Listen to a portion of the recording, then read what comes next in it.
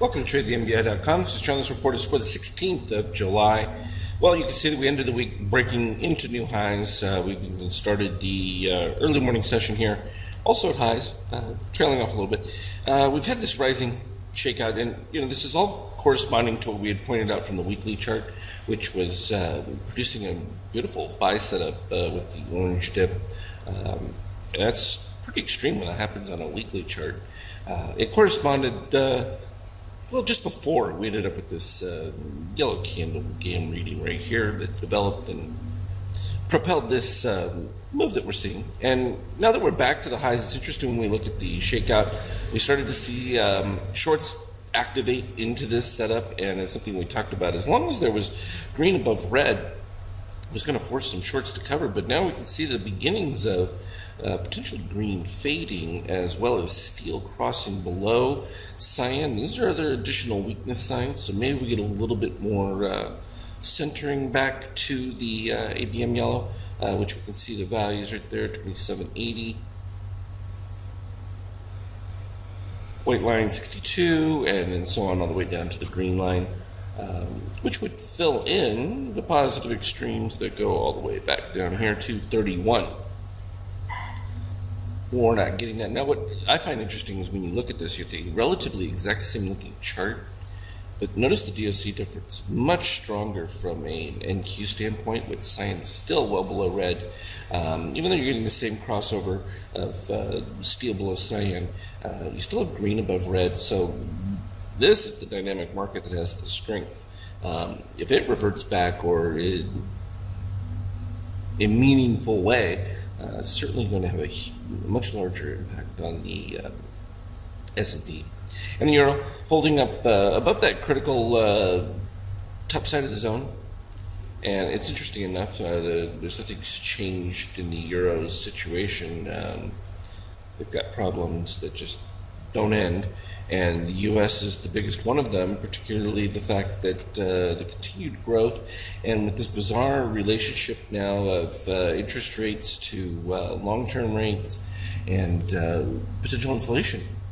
There's just been this constant belief that there really isn't any inflation, and I think that most people would disagree with their daily lives, but the metrics used in order to come up with their numbers often belie just a statistic playground. They really don't give us as much detail. What we know is this elevation in oil prices certainly starting to have a ripple effect. Then you're going to throw in some of these sanctions and things that are going to start hitting later in the year, and we'll see how that ends up playing. Now, we expected this retrace in gold on much higher DOC, but you got to end up with a new reset. So it hasn't happened yet, and this is what often leads to a little bit lower lows on the higher readings.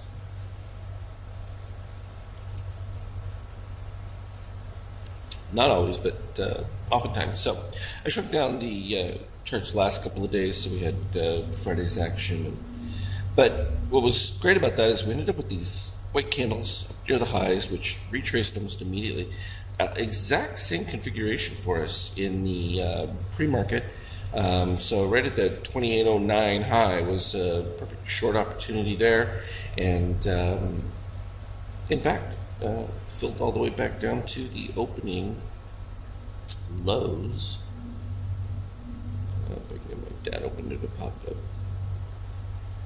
There we go. It was all the way down to 204, so it was at least a 4.25+ plus point move. I mean, obviously went further than that immediately, and it's broken down now. We have rising lows. The range is starting to get tighter. We know that when it squeezes like that, it's going to eventually pop out. We can go ahead and expand this a little bit more now.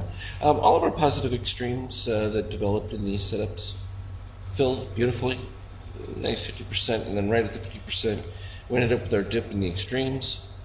And once it made the final low on the new buy above the 23%, that was the takeoff point. We ended up with gold right here, just below the high. So when it dipped down and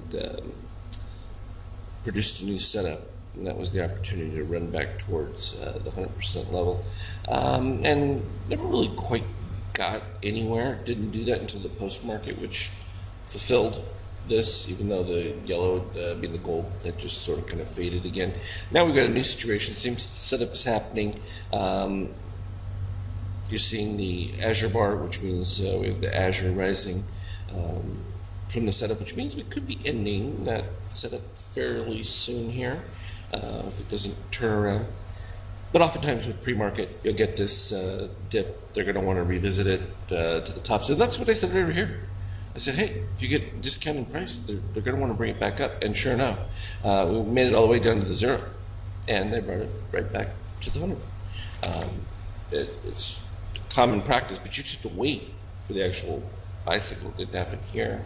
It wasn't producing any buy. It doesn't happen until over here where we get the dip below. And boom, there it goes. So all good things to watch for.